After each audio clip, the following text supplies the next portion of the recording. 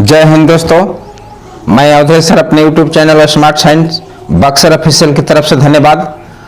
साथियों, आज आपके बीच जो है लेकर आए हैं संस्कृत विषय से।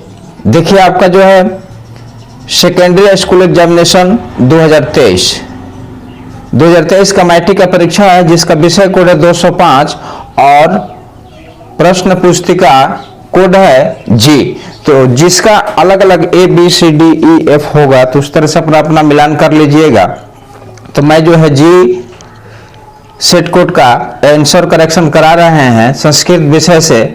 सेकंड सीटिंग का एग्जाम है। तो देखिए, संस्कृत विषय लिखा हुआ ना, संस्कृत। तो आज संस्कृत से 100 ऑब्जेक्टिव क्वेश्चन का हम लोग आंसर सेट मिलान करेंगे। तो आप लोग जल्दी से तैयार हो जाइए और पेन पेपर लेकर बैठिए। जब भी वीडियो देखिए तो पेन पेपर लेकर बैठिए और मिला लीजिए, ठीक है। तो चलिए, यदि चैनल को सब्सक्राइब नहीं किए हैं, सदस्य नहीं बने हैं, तो चैनल को सब्सक्राइब कर ले, बेल आइकन घंटी को दबाएं और लाइक कमेंट करते हुए शेयर करें, अधिक से अधिक शेयर करें ताकि अन्य बच्चों के पास जो है यह वीडियो पहुंच जाए। तो चलिए, विलंब न करते हुए चलते हैं आपको लेकर पहला क्वेश्चन के पास। देखिए, पहला क्वेश्चन क्या कहता है कि लौकिक सांस्कृतिक साहित्य की कवियत्रियों में प्रकल्पा कौन है? कौन है? तो देखिए, इसमें क्या है, शीला भट्टारिका, देव कुमारिका, विजयांका, राम भद्रम्बा, है ना, 4 ऑप्शन। तो इसका राइट आंसर क्या होगा बताइए? तो इसका राइट आंसर होगा सी। जो बच्चा सी क्वेश्चन का OMR शीट पर चिन्हित किए हैं, तो निशान लगाए हैं, तो उसका राइट आंसर होगा। चलिए, 1 के बाद चलते हैं 2 नंबर। 2 नंबर क्वेश्चन क्या कहता है कि अथर्ववेद, 4 वेद हम लोग जानते हैं ना, ऋग्वेद, अथर्ववेद, सामवेद, यजुर्वेद। तो कहता है कि अथर्ववेद में कितनी मंत्र दर्शन व ऋषिकाओं का उल्लेख किया गया है? 20, 25, 40, 5। तो देखिए, ये बहुत सारा इसमें है। इसमें देखिएगा कुछ 37 भी आता है, कहीं 40 भी आता है, ठीक है। तो इसका राइट आंसर हो जाएगा आपका 2 का राइट आंसर। जो बच्चा सी लगाया होगा वो बिल्कुल ही करेक्ट है, 2 का सी हो जाएगा। चलिए, 2 के बाद चलते हैं 3 नंबर क्वेश्चन क्या कहता है? 3 नंबर क्वेश्चन कहता है 3 नंबर कि विग्रहो अयम किस संधि का उदाहरण है? कहता है कि किस संधि का है? स्वर संधि, विसर्ग संधि, व्यंजन संधि, अयाद संधि।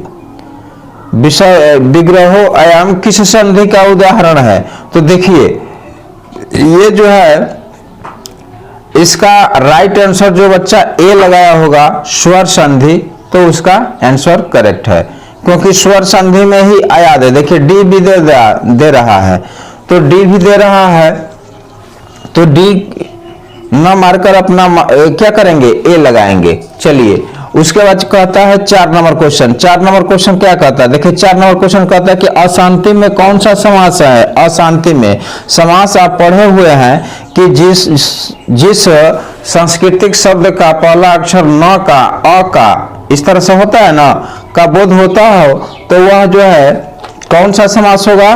तो नए समास होगा। ऑप्शन नंबर बी जो बच्चा लगाया होगा बिल्कुल करेक्ट होगा। चलिए, अब कहता है कि उस उत्तिष्ठति में कौन सा उपसर्ग है? उत्तिष्ठति में कौन सा उपसर्ग है? उप है, अप है, उति है, उत है। तो जो बच्चा जो है इसका राइट आंसर लगाया होगा डी, उसका करेक्ट आंसर है, सही है, ठीक है। 5 का हो जाएगा डी। अब चलते हैं 6 नंबर। 6 नंबर क्वेश्चन क्या कहता है? 6 नंबर क्वेश्चन कहता है कि परितः अव्यय के योग में कौन सी विभक्ति है? कौन सी विभक्ति है? कौन शब्द है? परितः। परितः शब्द है।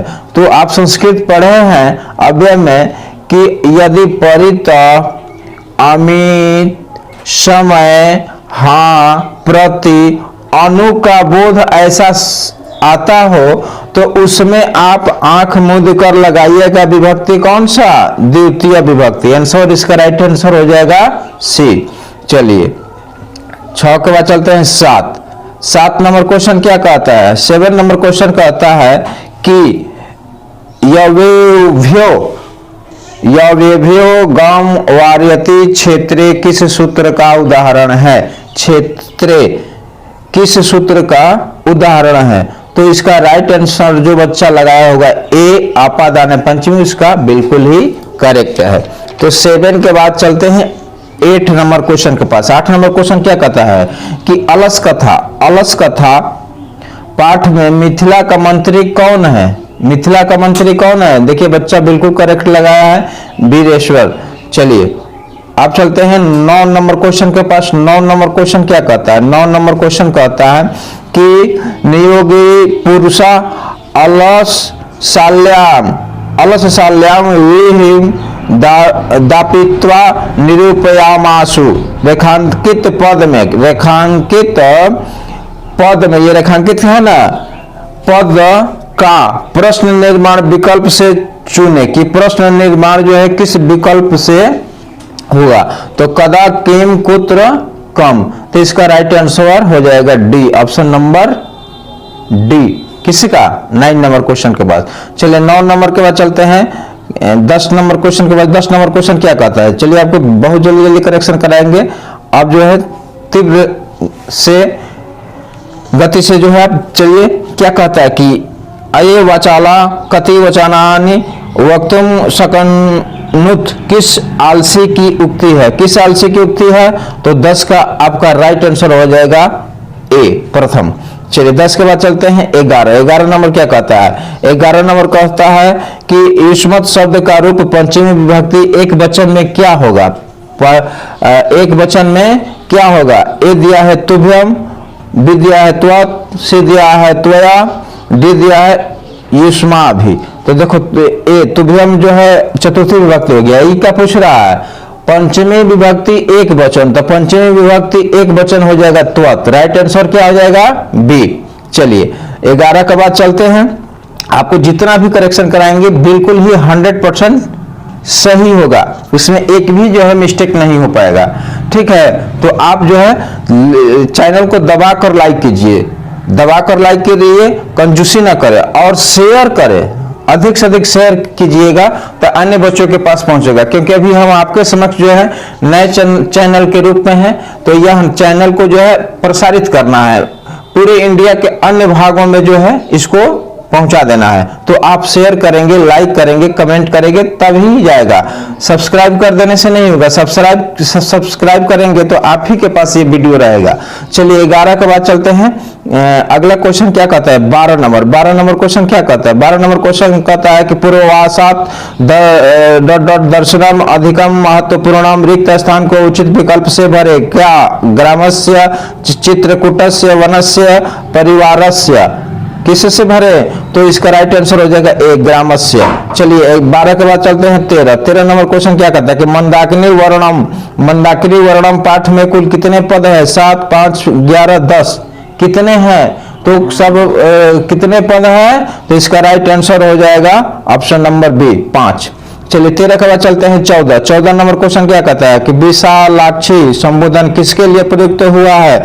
किसके लिए प्रयुक्त हुआ है? सीता, लक्ष्मण, राम, द्रौपदी, किसके लिए?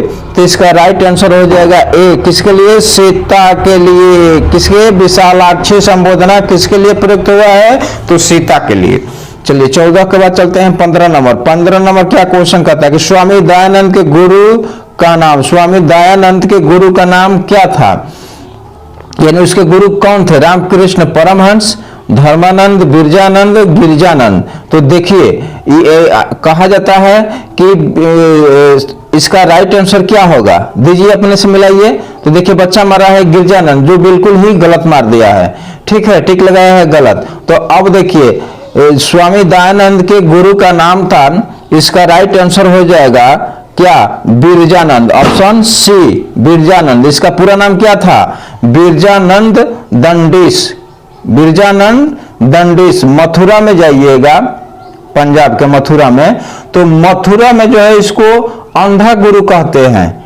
इसको अंधा गुरु कहते हैं। किसको? बिरजानंद को। क्यों कहते हैं? कि यह जो है 5 वर्ष की अवस्था में ही यह अंधा हो गए थे। कौन? बिरजानंद 5 वर्ष की अवस्था में हुआ अंधा हो गए थे। तो इनका जन्म जो है 1778 ईस्वी में पंजाब राज्य के करतारपुर में हुआ था। किसका? बिरजानंद का। तो इसका राइट आंसर होगा बिरजानंद। कौन? स्वामी दयानंद के गुरु थे। चलिए 15 के बाद चलते हैं 16 नंबर। 16 नंबर क्या कहता है कि मूल शंकर से मूर्ति पूजा प्रति अनास्था जाता रेखांकित पद का प्रश्न निर्माण होगा। रेखांकित पद का प्रश्न निर्माण होगा। क्या होगा? काम किम काम के। तो इसका राइट आंसर 16 का हो जाएगा ऑप्शन नंबर ए। चलिए अब 16 के बाद चलते हैं 17 नंबर। 17 नंबर क्वेश्चन क्या कहता है? देखिए स्वामी दयानंद पर फिर आ गया है क्वेश्चन आपका। फिर एक क्वेश्चन आ गया, स्वामी दयानंद का जन्म कहाँ हुआ था? गांधीनगर में, जयनगर में, टंकारा नामक गांव में, झंकारा नामक गांव में। तो बच्चा जो है ऑप्शन लगाया हुआ क्या? सी, टंकारा नामक गांव में। तो बिल्कुल ही इसका राइट आंसर हो जाएगा सी। स्वामी दयानंद जी का जन्म जो है 12 फरवरी 1824 कब हुआ था? 1824, 12 फरवरी 1824 में हुआ था।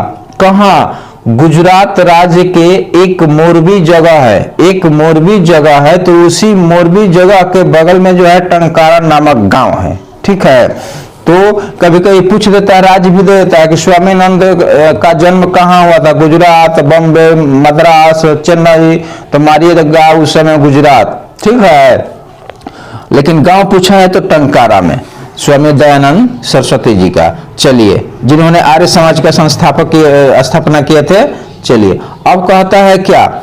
18 नंबर क्वेश्चन क्या कहता है? देखते हैं 18। सत्यार्थ प्रकाश के लेखक कौन है? सत्यार्थ प्रकाश के लेखक कौन है?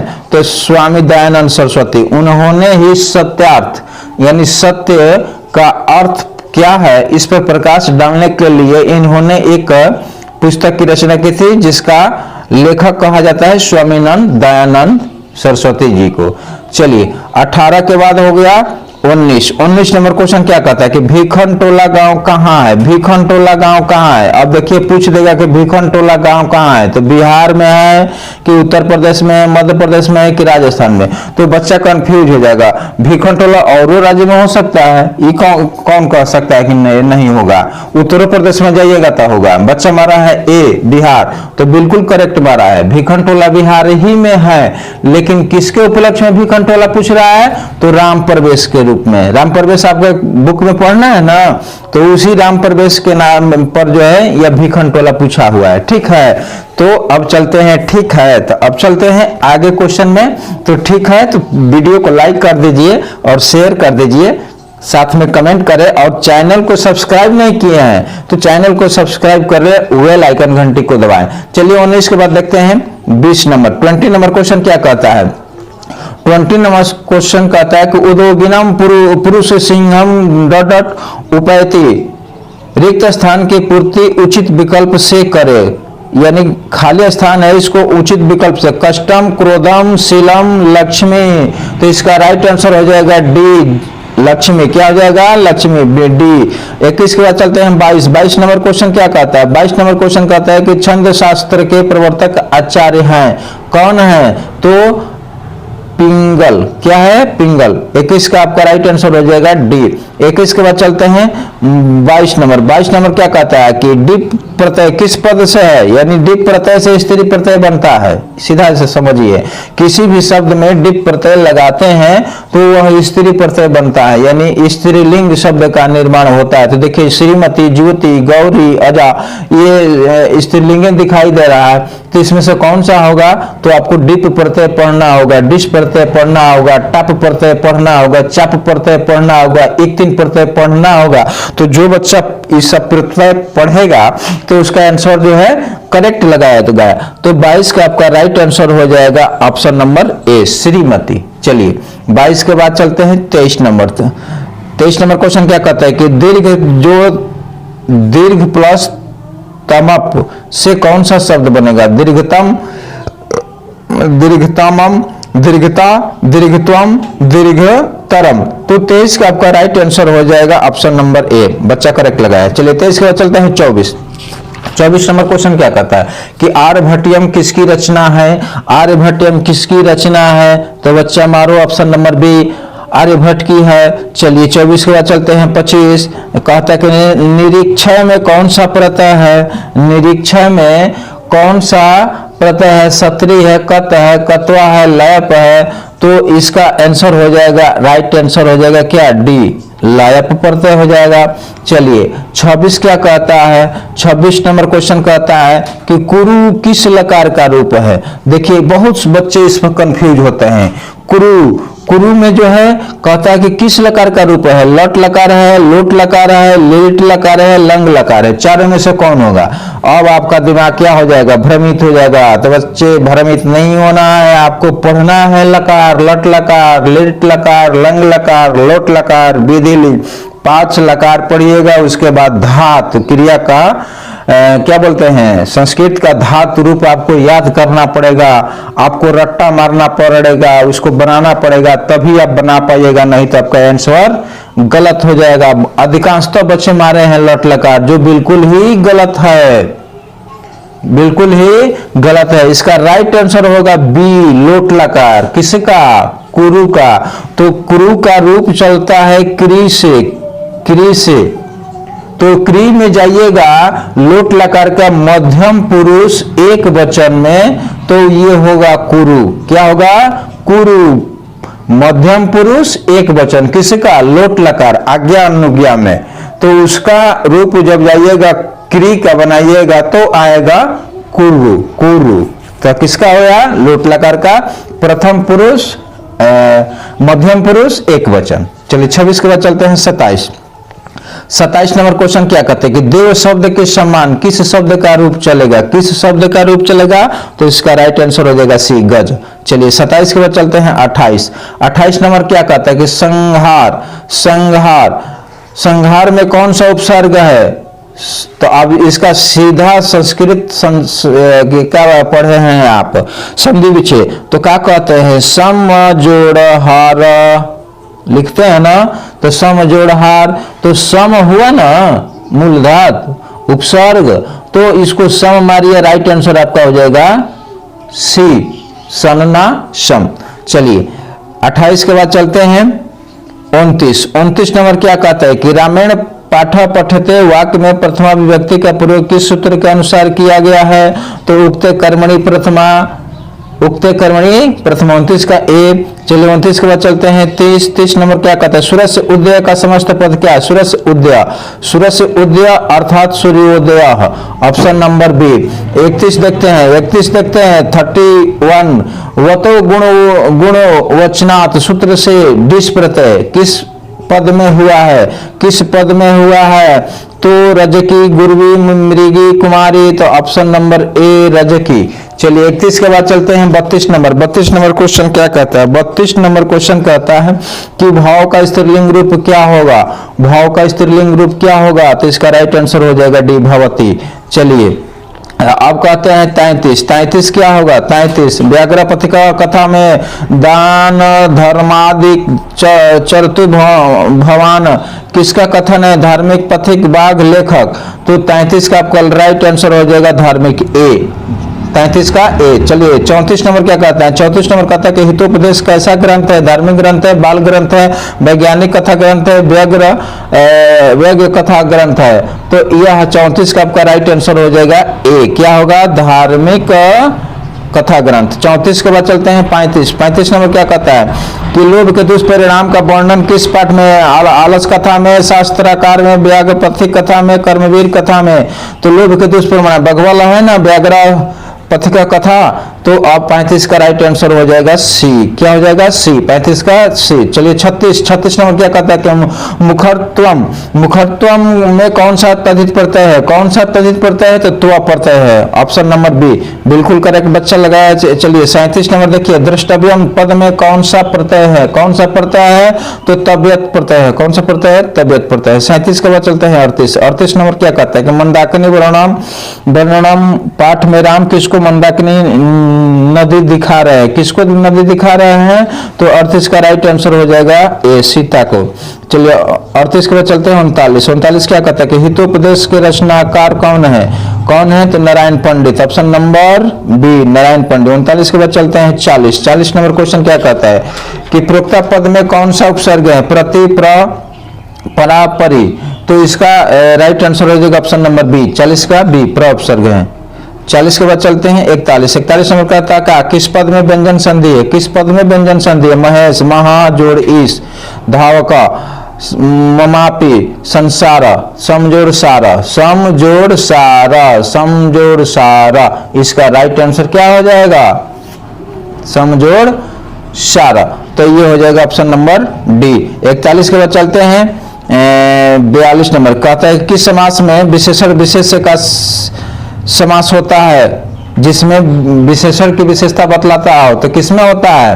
तो वह होता है कर्मधारय समास में। किसमें? कर्मधारय समास में। तो 42 का राइट आंसर हो जाएगा ए। अब चलते हैं 43। 43 क्या कहता है? यथेष्टम का विग्रह क्या है? इष्टम, इष्टम अनतिक्रम्य। तो इसका राइट आंसर हो जाएगा ए। चलिए 43 के बाद देखते हैं 44। 44 क्या कहता है कि साकम अव्यय के योग में कौन सा विभक्ति है? कौन सा विभक्ति है? तो राइट आंसर हो जाएगा डी, तृतीय विभक्ति। चलिए जल्दी जल्दी से मिले। रामे बनम गते मृत्यु दशरथ। वाक्य में सप्तमी विभक्ति किस सूत्र से हुई है? किस सूत्र से हुई है? तो आधारो अधिकरणम, आधारो अधिकरणम। किससे? सप्तमी विभक्ति आधारो अधिकरणम। चलिए इसका राइट आंसर हो जाएगा सी। आप 45 के बाद देखते हैं 46। क्या कहता है? कर्मवाच्य और भाववाच्य, कर्मवाच्य और भाववाच्य कर्ता में कौन सी विभक्ति होती है? कौन सी विभक्ति होती है? तो इसका राइट आंसर हो जाएगा सी, तृतीय विभक्ति। चलिए अब देखते हैं 47। 47 क्या कहता है? कर्ण भार रूपक, रूपक किसकी रचना है? किसकी रचना है? तो इसका आंसर हो जाएगा राइट आंसर भास। चलिए 47 के बाद चलते हैं 48। 48 नंबर क्वेश्चन क्या कहता है? 48 नंबर क्वेश्चन क्या कहता है कि वारणा पद का अर्थ क्या होगा? वारणा पद का अर्थ क्या होगा? घोड़ा, हाथी, गाय, राक्षस। तो इसमें से राइट आंसर हो जाएगा किसका? गाय का, ऑप्शन नंबर सी। चलिए 48 नंबर हो गया। 48 नंबर के बाद चलते हैं 49 नंबर। 49 नंबर कर्णस्य दान वीरता पाठ में महतराम भिक्षाम याचे किसकी उक्ति है? किसकी उक्ति है? तो शक्र की, कर्ण की, शल्य की, अर्जुन की। तो इसका राइट आंसर हो जाएगा 49 का आपका बी आंसर करेक्ट, कर्ण की, ऑप्शन बी। 49 के बाद चलते हैं 50। देखिए 50 कर्ण सर्वप्रथम शक्र को क्या देना चाहा? क्या देना चाहा? तो सोना देना चाहा, ऑप्शन नंबर डी। चलिए 50 कंप्लीट हो गया। तो चलिए 50 कंप्लीट हो गया तो दबाकर लाइक कर दीजिए और दबाकर कमेंट कर दीजिए। चलिए अब देखते हैं 51। कर्मवीर कथा में बालक किसकी शिक्षण शैली से आकृष्ट हुआ? किसके शिक्षण शैली से आकृष्ट हुआ? तो 51 का राइट आंसर हो जाएगा ए, शिक्षक। किससे? शिक्षक। चलिए हो गया आपका 51। 51 के बाद चलते हैं 52। 52 नंबर क्वेश्चन क्या कहता है? 52 नंबर क्वेश्चन कहता है कि प्रशासन ने भीखन टोला से 1 कोस की दूरी पर क्या स्थापित किया था? क्या स्थापित किया था? तो प्राथमिक विद्यालय, option number C. Option number C हो गया 52 का। 52 के बाद चलते हैं 53। काला ध्वनु रत्न संयोगे द्वितीय सूत्र का उदाहरण है। इसमें से कौन सा सूत्र का उदाहरण है? तो 53 का हो जाएगा राइट आंसर आपका बी। क्या हो जाएगा? बी। 54 क्या कहते हैं?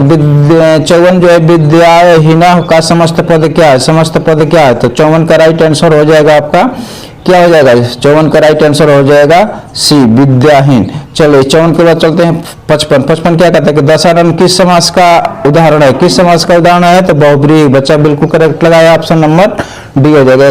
55 के बाद चलते हैं 56। 56 क्या कहता है कि किस समास में उत्तर पद प्रधान होता है?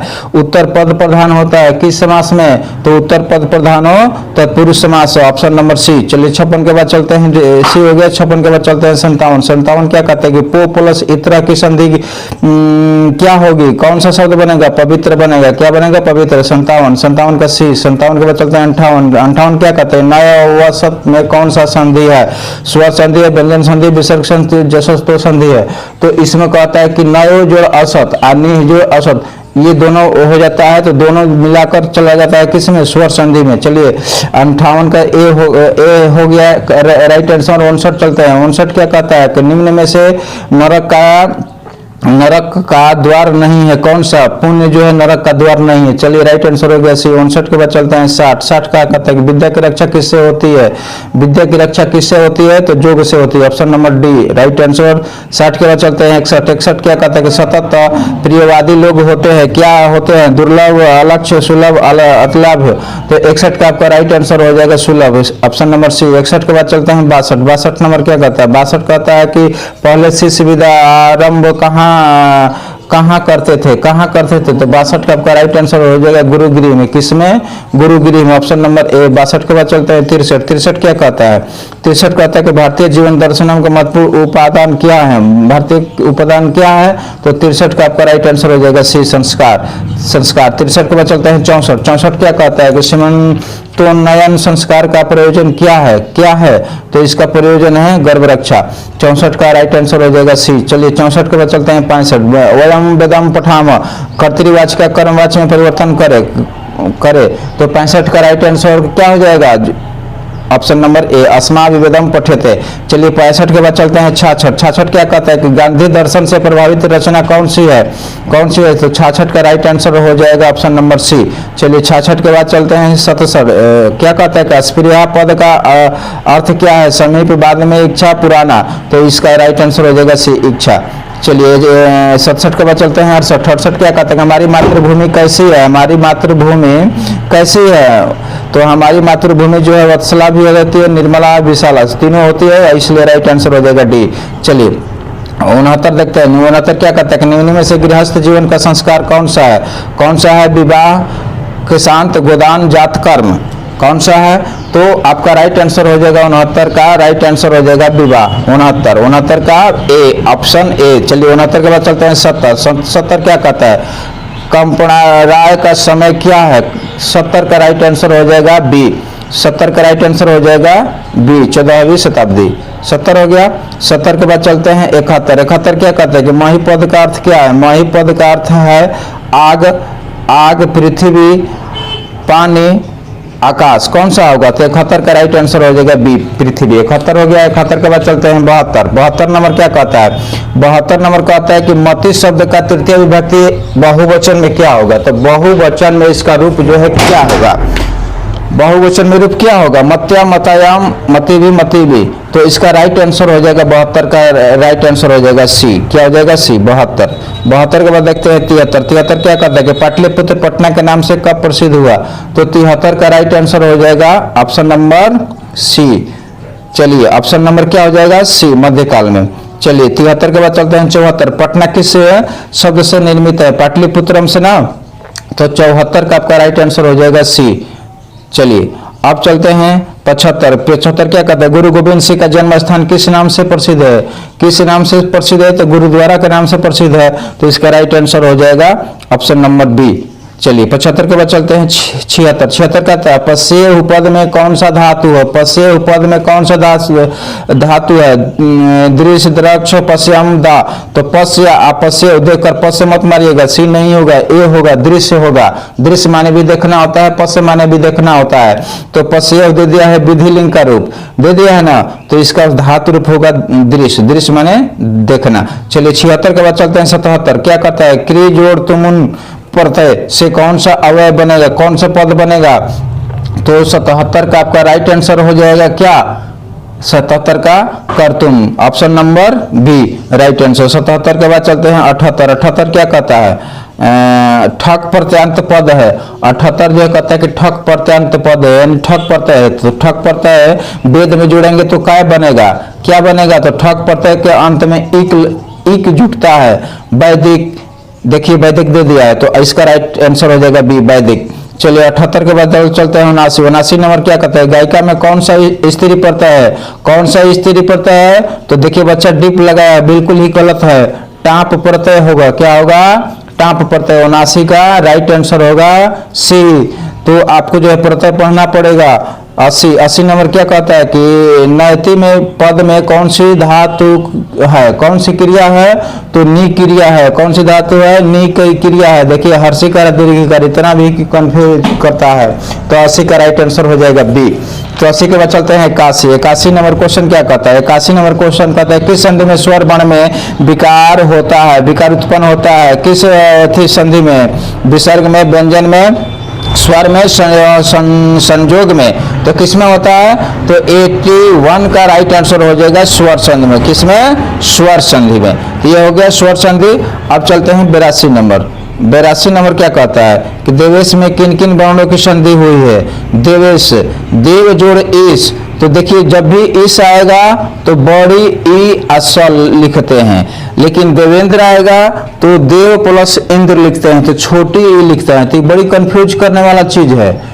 ये तो सी तो होगा ही नहीं, लेकिन A B C A B D में से कोई ना कोई एक होगा, तो बड़ी ई वाला ए हो जाएगा। ठीक है, क्योंकि ए जो है अ और ई मिलकर भी बनता है, आ और ई मिलकर भी बनता है, लेकिन बड़ी ई दिया है तो इसी तरह से लिखते हैं, देव जोड़ ई सह, देवेशः। हो गया। 82 का राइट आंसर हो जाएगा ए। चलिए 82 के बाद देखते हैं 83। विसर्ग संधि का उदाहरण कौन सा? विसर्ग संधि का उदाहरण कौन सा है? तो हमारी ऑप्शन नंबर ए निरोग। चलिए 83 के बाद चलते हैं 84। 84 क्या कहता है? गोलगिरिहम किस समास का उदाहरण है? गोलगिरिहम किस समास का उदाहरण है? तो राइट आंसर इसका हमारी बी, ऑप्शन नंबर बी, कर्मधारय समास। 84 हो गया। 84 के बाद चलते हैं 85। 85 नंबर क्वेश्चन क्या कहता है? तो इसका राइट आंसर हो जाएगा 85 का ऑप्शन नंबर बी। चलिए 85 के बाद देखते हैं 86। अशांति के निवारण का उपाय किस पाठ में वर्णित है? किस पाठ में वर्णित है? तो इसका राइट आंसर हो जाएगा आपका ऑप्शन नंबर ए, विश्व शांति। 86 के बाद चलते हैं 87। 87 नंबर क्वेश्चन क्या कहता है? अवरणय करुणा मैत्री भावने च शांति भवते, रिक्त स्थान के उचित विकल्प से भरे। तो 87 का आपका राइट आंसर हो जाएगा पर्याप्त। क्या हो जाएगा? पर्याप्त, ऑप्शन नंबर बी। 87 के बाद चलते हैं 88 क्या कहता है? किससे असहिष्णुता जन्म लेती है? अशांति से, महत्वाकांक्षा से, शत्रुता से, द्वेष से। तो 88 का राइट आंसर हो जाएगा ऑप्शन नंबर सी, शत्रुता से। चलिए 88 के बाद चलते हैं 89। 89 क्वेश्चन क्या कहता है कि किसे शांति होती है? तो किसे शांति होती है? अपकार, परोपकार, द्वेष, क्रोध। तो इसका राइट आंसर हो जाएगा बी, परोपकार से, क्योंकि परोपकार किसी को कीजिएगा तो बहुत शांति मिलती है। तो 89 के बाद चलते हैं 90। 90 नंबर क्वेश्चन क्या कहता है? 90 नंबर क्वेश्चन कहता है कि तथा जोड़ एव की संधि क्या होती है? तथा जोड़ एव क्या होती है? तथा, ऑप्शन नंबर ए। 91 के बाद चलते हैं 90 के बाद चलते हैं 91। 91 क्या कहता है कि संबोधने च सूत्र से प्रथमा विभक्ति किस वाक्य में है? किस वाक्य में है? तो इसका राइट आंसर हो जाएगा 91 का ऑप्शन नंबर ए, अहम तंडुलाना ओदरम पचाम। चलिए 91 के बाद चलते हैं 92। क्या कहता है? धनंतु किस धातु का रूप है? धनंतु किस धातु का रूप है? तो इसका राइट आंसर हो जाएगा सिंहन धातु का। चलिए 92 के बाद चलते हैं 93। 93 क्या कहता है कि राजन शब्द के प्रथमा विभक्ति एक वचन का रूप कौन सा होगा? तो इसका राइट आंसर होगा बी, राजा। क्या होगा? राजा। चलिए 93 के बाद चलते हैं 94। मई पद का मूल रूप क्या है? मई पद का मूल रूप क्या है? तो मई पद का मूल रूप होता है ऑप्शन नंबर ए, अस्मद। चलिए 94 के बाद चलते हैं 95। 95 क्या कहते हैं? अन्वेषण में कौन सा उपसर्ग है? अन्वेषण में कौन सा उपसर्ग है? तो 95 का आपका राइट आंसर हो जाएगा ऑप्शन नंबर सी, अनु। हो गया, अनु। अब चलते हैं 95 के बाद 96। हिरणमयन में कौन सा प्रत्यय है? कौन सा प्रत्यय है? तो इसका राइट आंसर हो जाएगा ए, मयट प्रत्यय। चलिए 96 के बाद चलते हैं 97। 97 क्या कहता है? कुर्बन पद किस प्रत्यय से बना है? कुर्बन किस पद से बना है? तो कत प्रत्यय से, ऑप्शन नंबर सी। अब चलते हैं 98। 98 नम प्लस कत से कौन सा पद बनेगा? कत प्रत्यय लगाएंगे नम में, तो कौन सा बनेगा? नमितम। क्या बनेगा? नमितम। 98 का राइट आंसर है। 99 देखिए 99 नंबर क्वेश्चन क्या कहता है? 99 नंबर क्वेश्चन कहता है कि 99 नंबर क्वेश्चन कहता है कि गौ धातु के लिट लकार उत्तम पुरुष एक वचन का रूप कौन सा होगा? गय धातु का लिट लकार उत्तम पुरुष एक वचन का रूप कौन सा होगा? तो गयामी। क्या होगा? गयामी। 99 का हो जाएगा राइट आंसर आपका, क्या बोलते हैं? बी। चलिए अब चलता है लिट लकार, पूछा है ना, लिट लकार हो गया। चलिए 99 के बाद चलते हैं 100। अंतिम क्वेश्चन आपका दे रहे हैं। क्या कहता है कि बंधु प्लस तल से कौन सा पद बनेगा? बंधुता, बांधव, बंधुत्वम, बध दिया है ना। तो आप जो है आंसर मिलाइए और इसको कमेंट करके बताइए। चलिए, तो आप वीडियो को लाइक नहीं किए हैं तो लाइक कर लें, सब्सक्राइब कर लें चैनल को, और बेल आइकन घंटी को दबाते हुए शेयर करें, अधिक से अधिक बच्चों के पास वीडियो को पहुंचाएं। तो आपका राइट आंसर हो जाएगा 100 का क्या बोलते हैं, ऑप्शन नंबर ए, बंधुता।